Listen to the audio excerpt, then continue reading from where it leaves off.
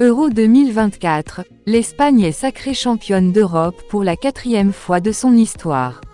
En battant l'Angleterre au stade olympique de Berlin 2-1, l'Espagne remporte pour la 4e fois le titre de championne d'Europe après les sacres en 1964, 2008 et 2012.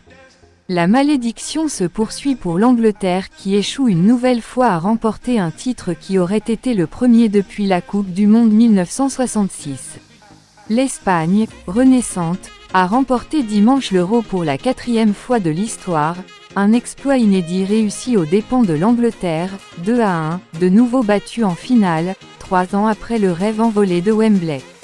À Berlin, la joyeuse bande de Nico Williams et Lamine Yamal, jeunes ailiers foudroyants, a ramené la Rora sur le toit de l'Europe, traçant un trait avec ses glorieux aînés de 1964, 2008 et 2012.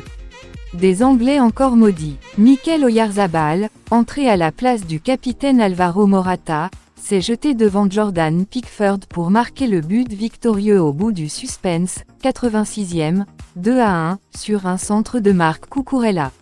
Les supporters rouges et jaunes ont explosé de joie dans un Olympiastadion théâtre d'une grosse désillusion, une fois de plus, pour des Anglais encore maudits, au palmarès désespérément vierge depuis le mondial 1-9-6-6 gagné à la maison.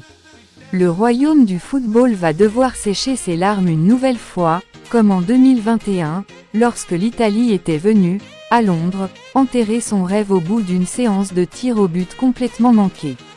La consécration de l'Espagne apparaît néanmoins méritée au terme d'un parcours que la Rora a survolé de son talent et de sa maîtrise, notamment sous les pieds de Lamine Yamal, 17 ans depuis samedi, et Nico Williams, 22 ans depuis vendredi. Il y a quelques années. Je suis très heureux de cette victoire. Nous n'avons perdu aucun match. C'est unique. Toute l'équipe va dans la même direction et cela s'est vu.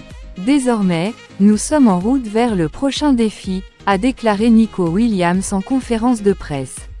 L'équipe de Luis de la Fuente a traversé le tournoi en boulet de canon, transperçant ses adversaires à tour de rôle, que ce soit la Croatie ou l'Italie au premier tour, le pays hôte allemand en quart de finale, 2-1 à P, puis la France de Kylian Mbappé en demi-finale, 2-1.